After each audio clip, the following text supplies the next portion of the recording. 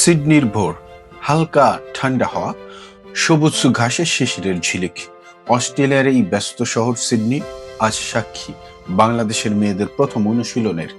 লাল সবুজ জার্সি গায়ে ঋতুপর্ণারা যখন মাঠে নামলেন, চোখ ছিল একরাশ দৃঢ়তা।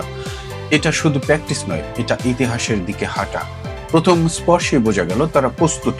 ছোট পাস, দ্রুত মুভমেন্ট, ফিনিশিং জিম, সবকিছুতেই ছিল আত্মবিশ্বাসের ছাপ।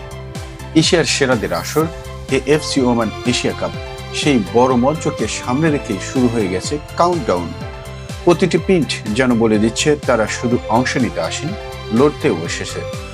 কোচের তীক্ষ্ণ নির্দেশ, সতীর্থদের ডাক আর বলের ছন্দ সব মিলে তৈরি হচ্ছে এক নতুন গল্পের। বাংলাদেশের মেয়েরা জানে এই মঞ্চে প্রতিটি মুহূর্তে মূল্যবান। দর্শকদের প্রত্যাশা, দেশের স্বপ্ন, সবকিছুকে বুকে নিয়ে সিডনির ঘাসে ঘাম ঝরাচ্ছেন ঋতুপর্ণারা।